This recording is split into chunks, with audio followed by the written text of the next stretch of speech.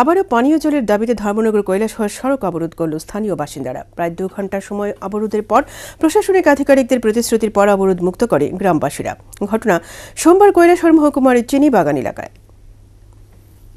পানীয় জলের দাবিতে ফের পথ অবরোধ কৈলাসহর মহকুমায়। সোমবার সকাল 10টা নাগাদ কৈলাসহরের কেওড়া এডিসি ভিলেজের দেববর্মাপাড়া এলাকার বাসিন্দারা এই পথ অবরোধে সামিল হয়।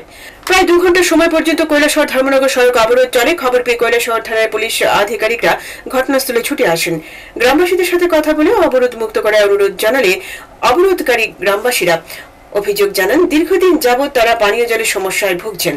বহুবার দাবি জানানোর পর ফের গত 11 মার্চ ডিডব্লিউএস দপ্তরকে লিখিতভাবে অভিযোগ জানানোর পর গত 15 মার্চ চিনিবাগান পরিদর্শনে এসে মন্ত্রী মেবার কুমারী জমাতিয়া সহ ডিডব্লিউএস দপ্তরের আধিকারিকরা প্রতিশ্রুতি দিয়েছিলেন পানীয় জলের ব্যবস্থা করে দেবেন, কিন্তু অদ্যাবধি তা হয়নি।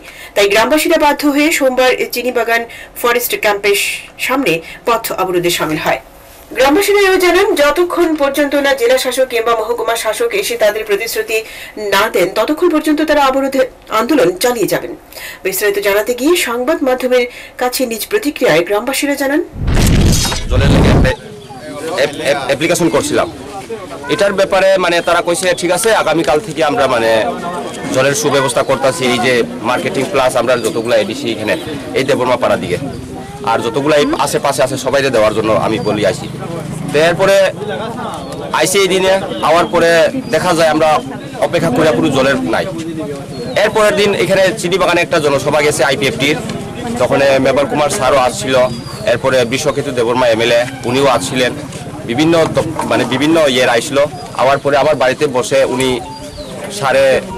এসডিএম স্যারকে ফোন করছিলেন কৈলাসহরের। তখন কি জানি বলছিল ওয়াটার সাপ্লাই একটা দেওয়ার বলছিল, ইলেকশনের পরে এরকম একটা ব্যবস্থা বলছিল।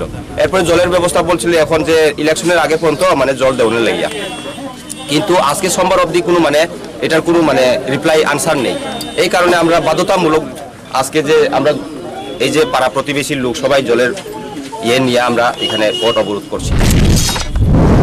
এদিকে খবর পেয়ে গৌরনগর ব্লকের বিডিও সোমা দেব বিজেপি নেতৃত্ব নীতিশ দেব অবরোধ স্থলে এসে অবরোধকারীদের সঙ্গে কথা বলে ওই দিনই জল সরবরাহের প্রতিশ্রুতি দেওয়ার পর সড়ক অবরোধ মুক্ত করেন গ্রামবাসীরা। কৈলাসহর প্রতিনিধি রিপোর্ট, হাল্লাবোল।